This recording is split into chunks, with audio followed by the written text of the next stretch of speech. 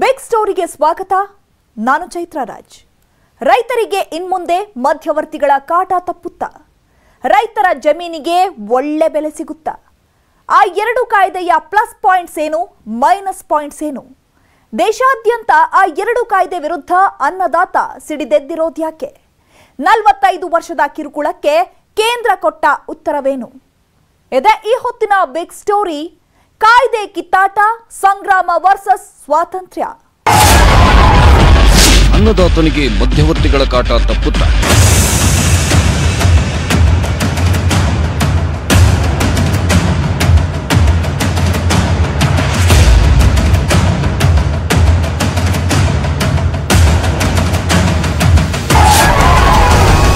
ರೈತರ ಜಮೀನಿಗೆ ಒಳ್ಳೆ ಬೆಲೆ ಸಿಕ್ಕಿಬಿಡುತ್ತಾ?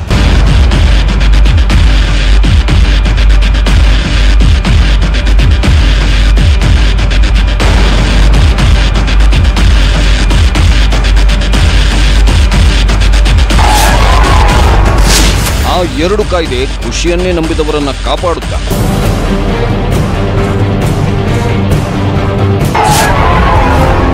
ಭೂ ಸುಧಾರಣಾ ಕಾಯ್ದೆ ತಿದ್ದುಪಡಿ, ಎಪಿಎಂಸಿ ಕಾಯ್ದೆ ತಿದ್ದುಪಡಿ, ಇದರ ಪ್ಲಸ್ ಮೈನಸ್ ಏನು?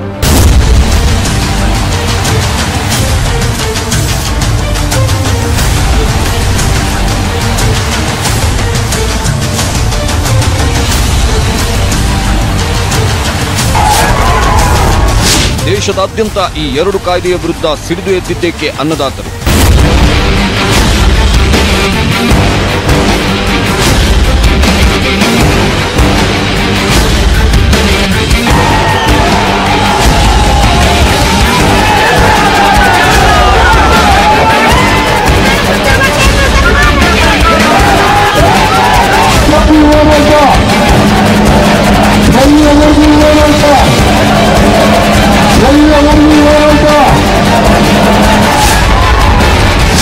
ಈಗ ಈ ಕುರಿತ ಕಂಪ್ಲೀಟ್ ಮಾಹಿತಿಯನ್ನು ನಿಮ್ಮ ಮುಂದಿಡ್ತೀವಿ ನೋಡಿ.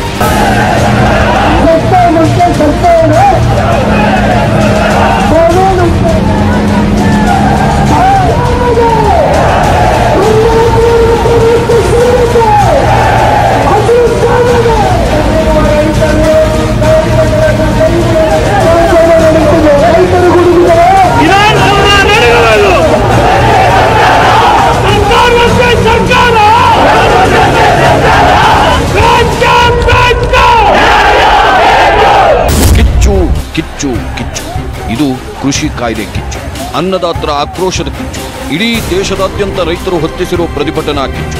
ಕೊರೋನಾ ಸಂಕಷ್ಟದ ನಡುವೆ ಇಂಥದ್ದೊಂದು ದೊಡ್ಡ ಮಟ್ಟದ ಪ್ರತಿಭಟನೆ ನಡೆಯುತ್ತಿದೆ. ರೈತರು ಮೋದಿ ಸರ್ಕಾರದ ವಿರುದ್ಧ ಬೀದಿಗಿಳಿದು ಪ್ರತಿಭಟಿಸ್ತಾ ಇದ್ದಾರೆ.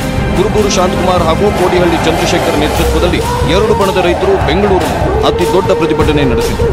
ಅಹೋರಾತ್ರಿ ಧರಣಿ ನಡೆಸಿದ್ದಲ್ಲದೆ ಎರಡನೇ ದಿನವೂ ಪ್ರತಿಭಟನೆ ಮುಂದುವರೆಸಿದರು. ರಾಜ್ಯದ ನಾನಾ ಭಾಗಗಳಿಂದ ಬೆಂಗಳೂರಿಗೆ ಬಂದ ರೈತರೆಲ್ಲ ಒಗ್ಗೂಡಿ ಫ್ರೀಡಂ ಪಾರ್ಕ್ ಬಳಿ ಪ್ರತಿಭಟನೆ ನಡೆಸಿದರು.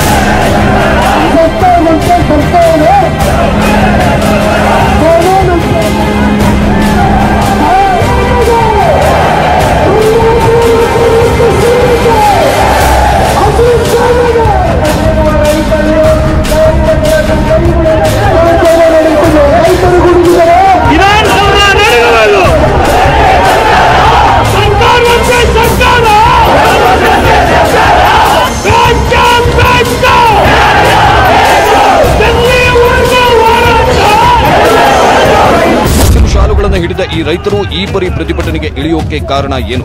ಬೆಂಗಳೂರಿನಲ್ಲೇ ಯಾಕಿಂಥ ರೈತ ಪ್ರತಿಭಟನೆ ಅಂದ್ರೆ? ಇಂಥ ಪ್ರತಿಭಟನಾ ಕಿಚ್ಚು ಕೇವಲ ಬೆಂಗಳೂರಿನಲ್ಲಿ ಮಾತ್ರ ಹೊತ್ತಿಕೊಂಡಿಲ್ಲ, ಇಡೀ ದೇಶದಲ್ಲೇ ಹೊತ್ತಿಕೊಂಡಿದೆ. ಅದರಲ್ಲೂ ಬೀದಿಗಿಳಿದು ಬೆಂಕಿ ಹಚ್ಚಿ ಪ್ರತಿಭಟನೆ ಮಾಡುತ್ತಿದ್ದಾರೆ ಪಂಜಾಬ್ ಹಾಗೂ ಹರಿಯಾಣದ ರೈತರು.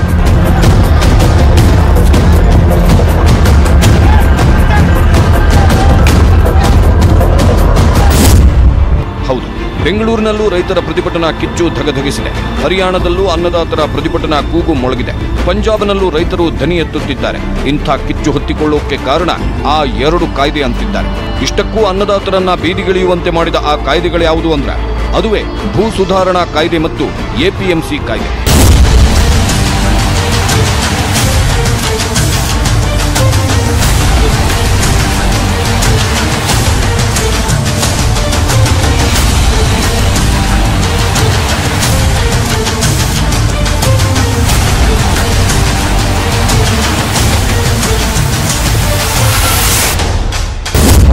ದೇಶದಲ್ಲಿ ಅತಿ ಹೆಚ್ಚು ಚರ್ಚೆ ಆಗ್ತಿರೋ ವಿಷಯ ಅಂದ್ರೆ ಅದು ಕೇಂದ್ರ ಹಾಗೂ ರಾಜ್ಯ ಸರ್ಕಾರಗಳು ತರಲು ಉದ್ದೇಶಿಸಿರೋ ಈ 2 ಕಾಯ್ದೆ. ಈ ಕಾಯ್ದೆಗಳ ತಿದ್ದುಪಡಿ ವಿಚಾರಕ್ಕೆ ಈಗ ದೇಶದಾದ್ಯಂತ ವ್ಯಾಪಕ ವಿರೋಧ ವ್ಯಕ್ತವಾಗ್ತಿದೆ. ರೈತರ ಬದುಕು ಮತ್ತಷ್ಟು ಸಂಕಷ್ಟಮಯವಾಗಲಿದೆ ಅನ್ನೋ ಮಾತುಗಳು ಕೇಳಿಬಂದ ಕಾರಣ ರೈತರು ಸಿಡಿದೆದ್ದಿದ್ದಾರೆ. ದೊಡ್ಡ ಮಟ್ಟದ ಪ್ರತಿಭಟನೆಯನ್ನೂ ನಡೆಸುತ್ತಿದ್ದಾರೆ. ಬಂದ್ ಅನ್ನೋ ಅಸ್ತ್ರ ಹೂಡಿ ಸರ್ಕಾರಕ್ಕೆ ವಾರ್ನಿಂಗ್ ನೀಡುತ್ತಿದ್ದಾರೆ. ವಿರೋಧ ಪಕ್ಷದ ನಾಯಕರು ಈ 2 ಕಾಯ್ದೆಯನ್ನ ವಿರೋಧಿಸ್ತಾ ಇದ್ದಾರೆ. ಈ ಕಾಯ್ದೆ ತಂದ್ರೆ ರೈತರಿಗೆ ಸಂಕಷ್ಟ ಎದುರಾಗುತ್ತೆ ಅಂತ ವಿರೋಧ ಪಕ್ಷದ ನಾಯಕರು ಹೇಳಿಕೆಗಳನ್ನು ನೀಡುತ್ತಾ ಇದ್ದಾರೆ. ಹಾಗಾದ್ರೆ ಈ 2 ಕಾಯ್ದೆ ರೈತರಿಗೆ ಅನುಕೂಲ ತರುತ್ತಾ, ಅನಾನುಕೂಲ ತರುತ್ತಾ, ರೈತರಿಗೆ ಸಮಸ್ಯೆ ತಂದಿರುತ್ತಾ, ಸ್ವಾತಂತ್ರ್ಯ ತಂದುಕೊಡುತ್ತಾ? ಎಲ್ಲ ಪ್ರಶ್ನೆಗಳಿಗೆ ಪಿನ್ ಟು ಪಿನ್ ಉತ್ತರ ಕೊಡಲಿದೆ ಈ ರಿಪೋರ್ಟ್. ತಪ್ಪು ಮಾಹಿತಿಯಿಂದ ತತ್ತರಿಸಬೇಡಿ ಅಂತಿದೆ ಕೇಂದ್ರ ಸರ್ಕಾರ. ಹಾಗಾದ್ರೆ ಈ 2 ಕಾಯ್ದೆಯ ಬಗ್ಗೆ ಯಾವುದು ಸರಿಯಾದ ಮಾಹಿತಿ? ರಾಜ್ಯಸಭೆಯಲ್ಲಿ ಅಂಗೀಕಾರವಾದ 2 ಕೃಷಿ ಮಸೂದೆಯನ್ನ ಕಾಂಗ್ರೆಸ್ನವರು ಮರಣ ಶಾಸನ ಅಂತಿದ್ದಾರೆ. ಹಲವು ರೈತರು ಎಪಿಎಂಸಿಗಳನ್ನ ಮುಚ್ಚಿಬಿಡ್ತಾರೆ. ರೈತರಿಗೆ ಮೋಸ ಆಗುತ್ತಾ? ರೈತರಿಗೆ ಈ ಕಾಯ್ದೆಗಳು ಸಂಕಷ್ಟ ತರುತ್ತಾವ ಅನ್ನೋ ಗೊಂದಲಗಳಲ್ಲೇ ಪ್ರತಿಭಟನೆ ಮಾಡ್ತಾ ಇದ್ದಾರೆ. ಇಂಥ ಗೊಂದಲ ಇದೇ ಮೊದಲೇನಲ್ಲ. ಈ ಹಿಂದೆ ಪೌರತ್ವ ತಿದ್ದುಪಡಿ ಕಾಯ್ದೆ ತಂದಾಗಲೂ ಒಂದಷ್ಟು ಗೊಂದಲಗಳಿಂದ ಪ್ರತಿಭಟನೆ ಆಗಿತ್ತು. ಇದೀಗ ಈ 2 ಕೃಷಿ ಕಾಯ್ದೆಯಲ್ಲಿ ಗೊಂದಲ ಸೃಷ್ಟಿಯಾದಂತೆ ಕಾಣ್ತಾ ಇದೆ. ಅಲ್ಲದೆ ಮೋದಿ ರೈತರ ವಿರೋಧಿ ಮಸೂದೆಯನ್ನ ತಂದುಬಿಟ್ಟರ ಅನ್ನೋ ಚರ್ಚೆಗಳು ಈಗ ಆರಂಭವಾಗಿವೆ. ಆದ್ರೆ ಈ ಕಾಯ್ದೆ ರೈತರಿಗೆ ಮರಣ ಶಾಸನವಲ್ಲ, ಇದೊಂದು ಸಂಜೀವನಿ ಅಂತಿದ್ದಾರೆ ಒಂದಷ್ಟು ತಜ್ಞರು.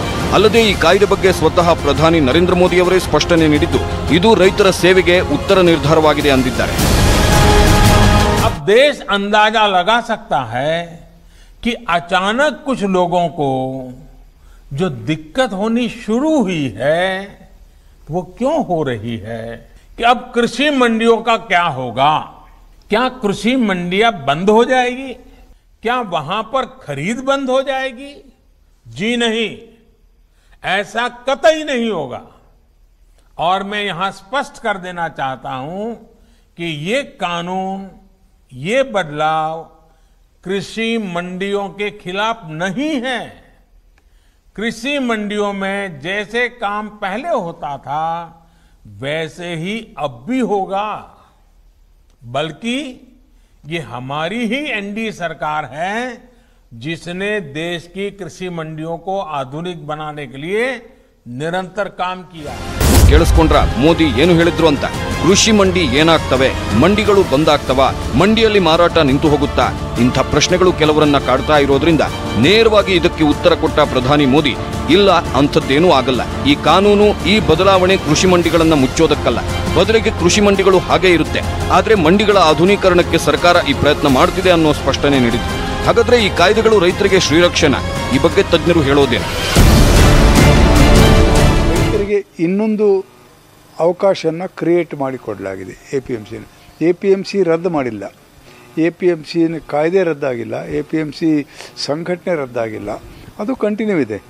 ಯಾವ ರೈತ ತನಗೆ ಎಲ್ಲಿ ಹೆಚ್ಚಿನ ಬೆಲೆ ಸಿಗ್ತದೆ ಅಥವಾ ಹೆಚ್ಚು ಅನುಕೂಲ ಸಿಗ್ತದೆ ಅನ್ನುವಂಥ ಕಲ್ಪನೆ ಬರ್ತದೆ ಅಂಥ ಕಡೆ ಹೋಗಿ ಮಾರಾಟ ಮಾಡಲಿಕ್ಕೆ ಅಧಿಕಾರ ಕೊಟ್ಟಿದ್ದಾರೆ. ಈ APMCನಲ್ಲಿ ಸಿಗೋ ಏನು ವ್ಯಾಪಾರಿಗಳಿದ್ದಾರೆ ಅವರು ಕೇವಲ ಕಮಿಷನ್ ಏಜೆಂಟ್, ದಲ್ಲಾಳಿಗಳು. ಅವರು ತಮಗಾಗಿ ಕೊಂಡುಕೊಳ್ಳೋದಿಲ್ಲ, ಅವರು ಸಹ ಕೊಂಡುಕೊಂಡು ಇನ್ನಷ್ಟು ಲಾಭ ತಗೊಂಡು ಅಥವಾ ಕಮಿಷನ್ ತಗೊಂಡು ದೊಡ್ಡ ವ್ಯಾಪಾರಿಗೇ ಕೊಡ್ತಾರೆ. ನಿಮ್ಮ ಜಮೀನಿಗೆ ಬಂದು ನಾವು ಕೊಂಡ್ಕೊಳ್ತೀವಿ, ನಿಮ್ಮ ಹತ್ರ ನಮಗೆ ಕೊಡಿ ಅಂತ ಹೇಳಿದಾಗ ರೈತಿಗೆ ಹಕ್ಕಿದೆ. ಅವನು ಹೇಳಿದಷ್ಟು ಕೊಡಬೇಕಾಗಿಲ್ಲ.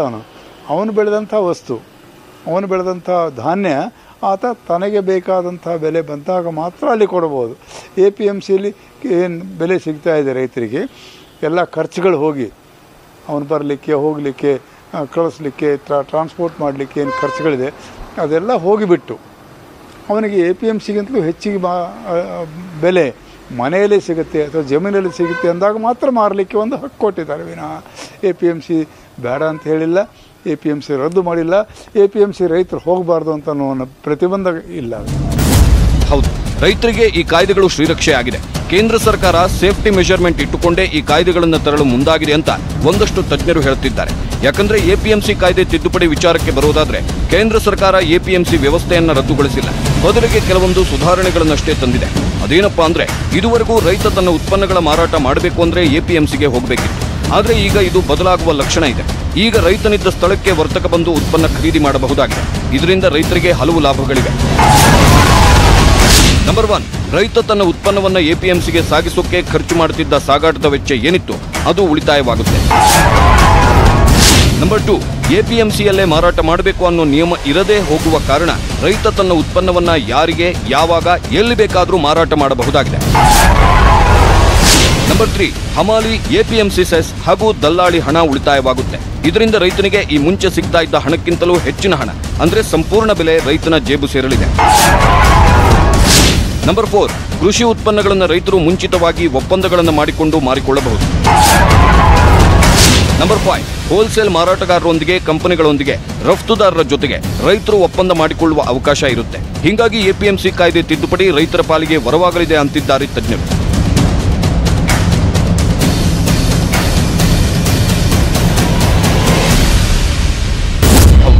ಎಪಿಎಂಸಿ ಕಾಯ್ದೆಯಿಂದ ರೈತರಿಗೆ ಎದುರಾಗುವ ಅನಾನುಕೂಲಕ್ಕಿಂತ ಅನುಕೂಲಗಳೇ ಹೆಚ್ಚು ಅಂತಿದ್ದಾರೆ ತಜ್ಞರು. ಅದರಲ್ಲೂ ಇದು ರೈತರ ಆದಾಯ ದ್ವಿಗುಣಗೊಳಿಸುವುದಕ್ಕೆ ಅಲ್ಲದೆ ರೈತರಿಗೆ ಅವರು ಬೆಳೆದ ಉತ್ಪನ್ನಗಳನ್ನು ಯಾವುದೇ ಮಧ್ಯವರ್ತಿಗಳ ಕಾಟ ಇಲ್ಲದೆ ಮಾರುವ ಸ್ವಾತಂತ್ರ್ಯ ಸಿಗಲಿದೆ. ಹಾಗಾದ್ರೆ ಮೋದಿ ಅವತ್ತು ಹೇಳಿದಂತೆಯೇ 2024ರೊಳಗೆ ರೈತರ ಆದಾಯ ದ್ವಿಗುಣಗೊಳ್ಳುತ್ತಾ, ರೈತರ ಆದಾಯ ಹೆಚ್ಚಾಗುತ್ತಾ.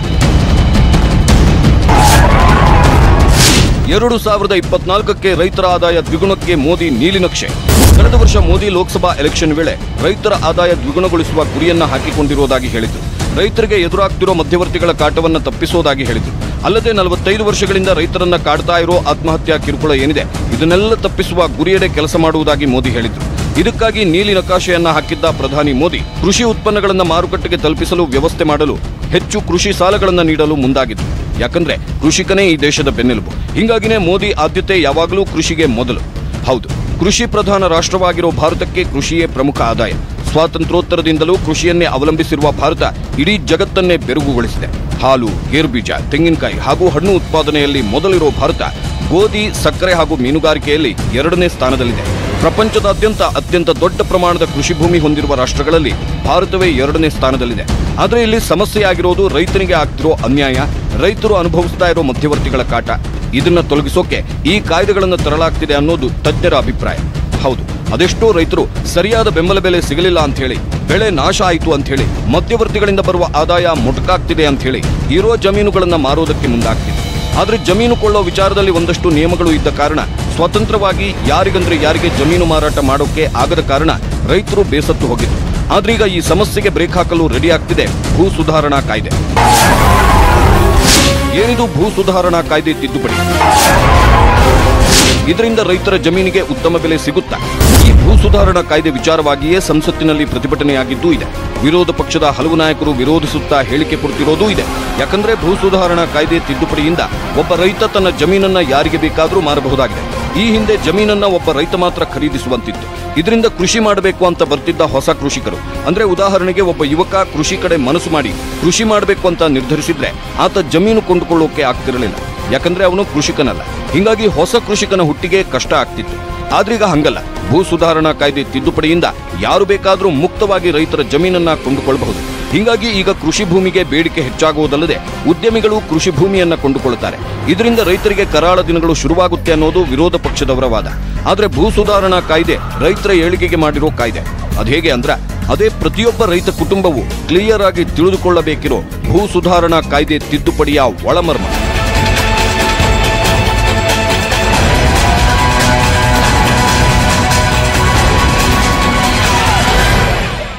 ಅನ್ನದಾತ ಯಾರ ಅಡಿಯಾಳಾಗಬೇಕಿಲ್ಲ. ಅನ್ನದಾತ ತನ್ನದೇ ಜಮೀನಿನಲ್ಲಿ ಕಾರ್ಮಿಕನಾಗಿ ಕೆಲಸ ಮಾಡುವಂತಾಗಬೇಕಿಲ್ಲ ಅಂತ ಕೇಂದ್ರ ಸರ್ಕಾರ ಇಂಥದ್ದೊಂದು ಕಾಯ್ದೆಯನ್ನ ತರುವಲ್ಲಿ ಪ್ರಯತ್ನ ನಡೆಸ್ತಾ ಇದೆ ಅಂತಿದ್ದಾರೆ ತಜ್ಞರು. ಆದ್ರೆ ರೈತ ಸಂಘಟನೆಗಳು ಇಲ್ಲ, ಇದು ರೈತರಿಗೆ ಮಾರಕವಾದ ಕಾಯ್ದೆ ಅಂತಿದ್ದಾರೆ. ಹಾಗಾದ್ರೆ ಯಾವುದು ಸರಿ, ಯಾವುದು ತಪ್ಪು ಹೇಳ್ತೀವಿ ಬ್ರೇಕ್ ಆದ್ಮೇಲೆ. ರೈತರ ಆದಾಯ ದ್ವಿಗುಣವಾಗುತ್ತಾ? ಕೃಷಿ ಕ್ಷೇತ್ರದಲ್ಲಿ ಉತ್ತಮ ಬದಲಾವಣೆ ಬಂದು ಬಿಡುತ್ತಾ? ಇಷ್ಟಕ್ಕೂ ಭೂ ಸುಧಾರಣಾ ಕಾಯ್ದೆ ತಿದ್ದುಪಡಿಯ ಒಳಮರ್ಮ ಏನು? ಇಲ್ಲಿದೆ ನೋಡಿ ಈ ಕುರಿತ ಸ್ಟೋರಿ. ಹೊಸ ಕೃಷಿಕನನ್ನ ಹುಟ್ಟು ಹಾಕಲಿದೆಯಾ ಭೂ ಸುಧಾರಣಾ ಕಾಯ್ದೆ ತಿದ್ದುಪಡಿ ನಿರ್ಧಾರ? ಎಪಿಎಂಸಿ ಕಾಯ್ದೆ ವಿರೋಧಿಸೋಕೆ ಮೂಲ ಕಾರಣಗಳೇನು ಗೊತ್ತಾ?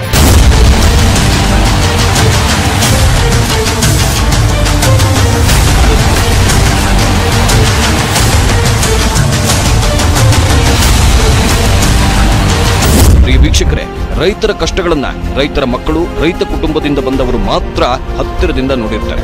ಒಂದು, ಎಪಿಎಂಸಿಗೆ ಉತ್ಪನ್ನಗಳನ್ನು ತೆಗೆದುಕೊಂಡು ಹೋಗಿ ಅದನ್ನ ಮಾರುವಾಗ ಎದುರಾಗೋ ಅನೇಕ ಸಮಸ್ಯೆಗಳನ್ನ ನಾವೇನು ವಿಸ್ತರಿಸಬೇಕಾಗಿಲ್ಲ. ಹಿಂಗಾಗಿನೇ ಕೃಷಿಯಲ್ಲಿ ಇಂಥದ್ದೊಂದು ಬದಲಾವಣೆಯನ್ನು ತರಲು ಸರ್ಕಾರ ಪ್ರಯತ್ನಿಸ್ತಿರೋದು. ಫಾರ್ ಎಕ್ಸಾಂಪಲ್ ಹೇಳೋದಾದ್ರೆ, ಒಂದು ಇಂಡಸ್ಟ್ರಿಯಲಿಸ್ಟ್ಗೆ ಒಂದು ಪ್ರಾಡಕ್ಟ್ ತಯಾರಿ ಮಾಡಬೇಕಾದ್ರೇನೆ ಅವನಿಗೆ ಗೊತ್ತಿರುತ್ತೆ, ಕಂಪನಿ ಇಷ್ಟು ಉತ್ಪನ್ನ ತಯಾರಿಸುತ್ತೆ, ಅದನ್ನ ಇಷ್ಟು ಹಣಕ್ಕೆ ಅಂತ ಒಬ್ಬ ಖರೀದಿಸ್ತಾನೆ, ಹೀಗೆ ಕಾಂಟ್ರಾಕ್ಟ್ ಸೈನ್ ಮಾಡಿರ್ತಾನೆ. ಹಿಂಗೆ ಪಕ್ಕ ಲೆಕ್ಕ ಇಟ್ಕೊಂಡು ಒಂದು ಕಂಪನಿಯನ್ನ ನಡೆಸ್ತಾನೆ. ಆದ್ರೆ ರೈತರು ಹಿಂಗ್ ಮಾಡೋಕ್ಕಾಗಲ್ವಾ?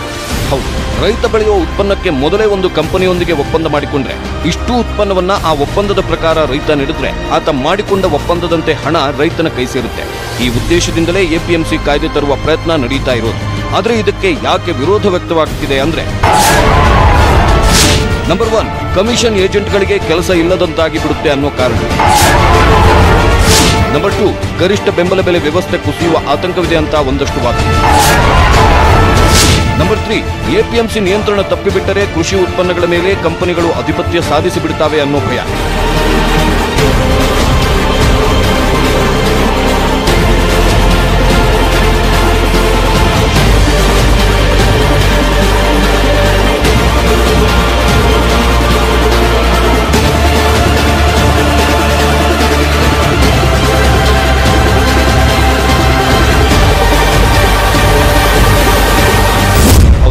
ಎಪಿಎಂಸಿಯಲ್ಲೇ ರೈತರು ಉತ್ಪನ್ನಗಳನ್ನು ಮಾರುವಂತಿಲ್ಲ, ಎಲ್ಲಿ ಬೇಕಾದರೂ ಉತ್ಪನ್ನಗಳನ್ನು ಮಾರಬಹುದು ಅಂತ ಆದ್ರೆ ಎಪಿಎಂಸಿ ನಿಯಂತ್ರಣ ತಪ್ಪುತ್ತೆ ಅನ್ನೋ ಭಯ ಇದೆ.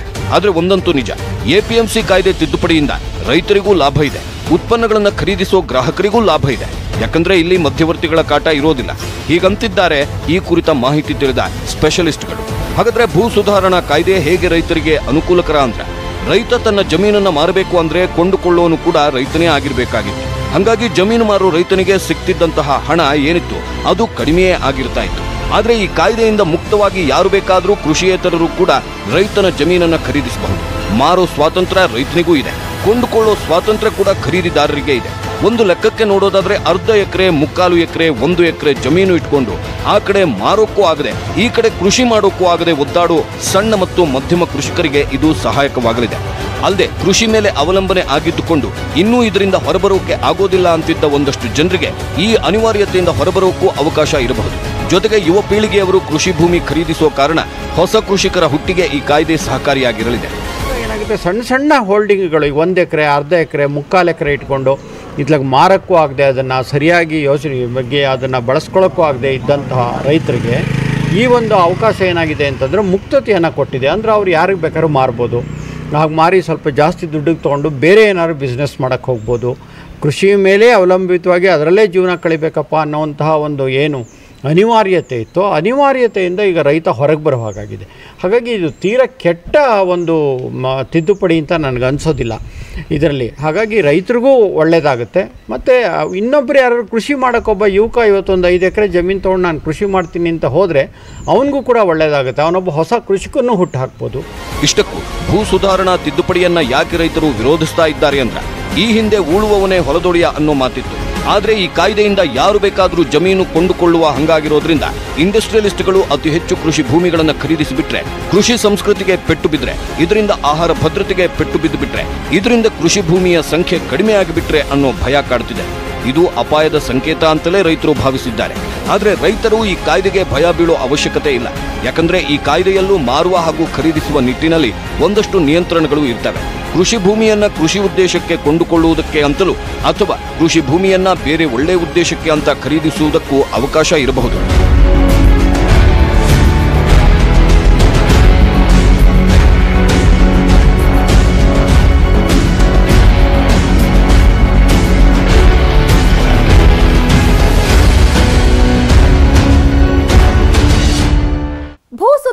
ಕಾಯ್ದೆ ತಿದ್ದುಪಡಿಯಿಂದ ಕೃಷಿ ಭೂಮಿಯನ್ನ ಖರೀದಿಸಲು ಎಲ್ಲರಿಗೂ ಅವಕಾಶ ದೊರೆಯೋದ್ರಿಂದ ಜಮೀನಿಗೆ ಒಳ್ಳೆ ಬೆಲೆ ಸಿಗುವ ಸಾಧ್ಯತೆ ಹೆಚ್ಚಿದೆ. ಅದರಲ್ಲೂ ಮೇನ್ ಆಗಿ ಈ 2 ಕಾಯ್ದೆಯ ಬದಲಾವಣೆಯಲ್ಲಿ ರೈತರ ಬದುಕಿನ ಬದಲಾವಣೆಯನ್ನೇ ಮೋದಿ ಹುಡುಕ್ತಾ ಇದ್ದಾರೆ. ಹಾಗಾದ್ರೆ ಇನ್ನು 4 ವರ್ಷದಲ್ಲಾಗೋ ಬದಲಾವಣೆ ಹೇಗಿರಲಿದೆ ಅಂದ್ರ ಈ ಕುರಿತ ಮಾಹಿತಿಯನ್ನ ಕೊಡ್ತೀವಿ ಒಂದು ಸ್ಮಾಲ್ ಬ್ರೇಕ್ ಆದ್ಮೇಲೆ. ಕೇಂದ್ರ ಸರ್ಕಾರ ಈ 2 ಕಾಯ್ದೆಗಳಿಂದ ಮುಂದಿನ 4 ವರ್ಷದಲ್ಲಿ ರೈತರ ಬಾಳಲ್ಲಿ ಆಗೋ ಉತ್ತಮ ಬದಲಾವಣೆಗಳನ್ನ ಹುಡುಕ್ತಾ ಇದೆ. ಕೆಲವರು ಈ ಪ್ರಯತ್ನದಲ್ಲಿರೋ ಮೈನಸ್ ಪಾಯಿಂಟ್ಗಳನ್ನ ಹಿಡಿದು ರೈತರ ದಿಕ್ಕು ತಪ್ಪಿಸೋದಕ್ಕೆ ನೋಡ್ತಾ ಇದ್ದಾರೆ. ಹಾಗಾದ್ರೆ ಕೇಂದ್ರ ಸರ್ಕಾರ ರೈತರ ಬದುಕಲ್ಲಿ ಯಾವ ಬದಲಾವಣೆಯನ್ನ ಬಯಸ್ತಾ ಇದೆ? ಇಲ್ಲಿದೆ ನೋಡಿ ಈ ಕುರಿತ ಸ್ಟೋರಿ. ರೈತರ ಏಳಿಗೆ ಆದರೆ ದೇಶದ ಏಳಿಗೆ ಅಂತ ಕೇಂದ್ರ ಸರ್ಕಾರ ಭಾವಿಸಿದೆ. ಇದೇ ಕಾರಣಕ್ಕೆ ರೈತರಿಗೆ ಹಲವು ಯೋಜನೆಗಳನ್ನು ತಂದಿದೆ. ಅದರಲ್ಲಿ ಒಂದು ಪ್ರಧಾನಮಂತ್ರಿ ಕಿಸಾನ್ ಯೋಜನೆ, ಇನ್ನೊಂದು 1 ಲಕ್ಷ ಕೋಟಿ ಮೌಲ್ಯದ ಕೃಷಿ ಮೂಲಸೌಕರ್ಯ ನಿಧಿ ಯೋಜನೆ. ಹೀಗೆ ಸಾಕಷ್ಟು ಯೋಜನೆಗಳನ್ನ ರೈತರ ಉದ್ಧಾರಕ್ಕೆ ಅಂತಾನೆ ಕೇಂದ್ರ ಸರ್ಕಾರ ತಂದಿದೆ. ಇದೀಗ ಕೇಂದ್ರ ಸರ್ಕಾರ ಭೂ ಸುಧಾರಣಾ ಕಾಯ್ದೆಯಿಂದ ರೈತರು ತಮ್ಮ ಜಮೀನನ್ನ ಯಾರಿಗೆ ಬೇಕಾದರೂ ಮಾರುವ ಸ್ವಾತಂತ್ರ್ಯ ನೀಡಲು ಪ್ರಯತ್ನಿಸ್ತಾ ಇದೆ. ಇನ್ನು ಎಪಿಎಂಸಿ ಕಾಯ್ದೆ ಮೂಲಕ ಮಧ್ಯವರ್ತಿಗಳಿಲ್ಲದೆ ರೈತರಿಗೆ ಸಂಪೂರ್ಣ ಬೆಲೆ ಕೈ ಸೇರೋ ಹಾಗೆ ಮಾಡೋ ಪ್ರಯತ್ನದಲ್ಲಿದೆ. ಆದರೆ ಏಜೆಂಟ್ಗಳಿಗೆ ಕೆಲಸವಿಲ್ಲದಂತಾಗುತ್ತೆ ಅನ್ನೋ ಕಾರಣಕ್ಕೂ ಎಪಿಎಂಸಿ ನಿಯಂತ್ರಣದಲ್ಲಿದ್ದ ರೈತರು ಈಗ ಸ್ವತಂತ್ರರಾಗ್ತಿದ್ದಾರೆ ಅಂತಲೂ ಒಂದಷ್ಟು ಮಂದಿ ಈ ಕಾಯ್ದೆಯನ್ನ ವಿರೋಧಿಸ್ತಾ ಇದ್ದಾರೆ. ಇದಕ್ಕೆ ವಿರೋಧ ಪಕ್ಷಗಳು ಕೂಡ ಸೊಪ್ಪು ಹಾಕಿವೆ. ಬಂಡವಾಳಶಾಹಿಗಳ ಹೊಟ್ಟೆ ತುಂಬಿಸೋಕೆ ಸರ್ಕಾರ ಈ ಕಾಯ್ದೆ ತರಲು ಪ್ರಯತ್ನಿಸುತ್ತಿದೆ ಅನ್ನೋದು ವಿರೋಧ ಪಕ್ಷದವರ ಮಾತುಗಳು. ಆದರೆ ಒಂದು ಲೆಕ್ಕಕ್ಕೆ ಈ ಕಾಯ್ದೆ ತಿದ್ದುಪಡಿಯಲ್ಲಿ ಮೈನಸ್ಗಳನ್ನ ಹುಡುಕೋದಕ್ಕಿಂತ ಪ್ಲಸ್ ಪಾಯಿಂಟ್ಗಳನ್ನ ಹುಡುಕಿದ್ರೆ ಎಲ್ಲವೂ ರೈತನಿಗೆ ಅನುಕೂಲವಾಗುವಂತಹ ದಾರಿಗಳೇ ಇವೆ ಅನ್ನೋದು ತಜ್ಞರ ಅಭಿಪ್ರಾಯ. ಒಟ್ಟಾರೆ ಭೂ ಸುಧಾರಣಾ ಕಾಯ್ದೆ ತಿದ್ದುಪಡಿ ವಿಚಾರದಲ್ಲಿ, ಎಪಿಎಂಸಿ ಕಾಯ್ದೆ ತಿದ್ದುಪಡಿ ವಿಚಾರದಲ್ಲಿ ರೈತರನ್ನ ದಿಕ್ಕು ತಪ್ಪಿಸುವ ಕೆಲಸಗಳು ಒಂದಷ್ಟು ಕಡೆ ನಡೀತಾ ಇದೆ ಅನ್ನೋ ಆರೋಪಗಳು ಕೇಳಿಬರ್ತಿದ್ದು, ಇದಕ್ಕೆ ಪ್ರಧಾನಿ ಮೋದಿಯವರೇ ಸ್ಪಷ್ಟನೆ ನೀಡಿದ್ದು ರೈತರು ಹೆದರುವ ಅವಶ್ಯಕತೆ ಇಲ್ಲ ಅಂತಿದ್ದಾರೆ. ನೋಡಿದ್ರಲ್ಲ ವೀಕ್ಷಕರೇ, ಎಪಿಎಂಸಿ ಕಾಯ್ದೆ ತಿದ್ದುಪಡಿ ರೈತರಿಗೆ ಎಲ್ಲಿ ಬೇಕಾದ್ರೂ ಯಾರಿಗೆ ಬೇಕಾದ್ರೂ ಉತ್ಪನ್ನವನ್ನ ಮಾರುವ ಸ್ವಾತಂತ್ರ್ಯ ಕೊಟ್ಟರೆ, ಭೂ ಸುಧಾರಣಾ ಕಾಯ್ದೆ ಯಾರಿಗೆ ಬೇಕಾದ್ರೂ ರೈತ ತನ್ನ ಕೃಷಿ ಭೂಮಿಯನ್ನ ಮಾರಾಟ ಮಾಡುವ ಸ್ವಾತಂತ್ರ್ಯವನ್ನ ನೀಡ್ತಾ ಇದೆ. ಹೀಗಿದ್ರು ಒಂದಷ್ಟು ಜನ ಸಕ್ಕರೆಯಲ್ಲಿ ಕಲ್ಲು ಹುಡುಕಿ ಸಕ್ಕರೆ ಅಲ್ಲ ಕಲ್ಲೇ ಅಂತ ವಾದಿಸ್ತಾ ತಪ್ಪು ದಾರಿಗೆ ರೈತರನ್ನ ಎಳೆದೊಯ್ತಿರುವಂತಿದೆ ಸದ್ಯದ ಪರಿಸ್ಥಿತಿ. ಇದಿಷ್ಟು ಈ ಹೊತ್ತಿನ ಬಿಗ್ ಸ್ಟೋರಿ. ನೋಡ್ತಾ ಇರಿ News 18 ಕನ್ನಡ. ಜಾಲ ನಮ್ಮದು, ಬಲ ನಿಮ್ಮದು.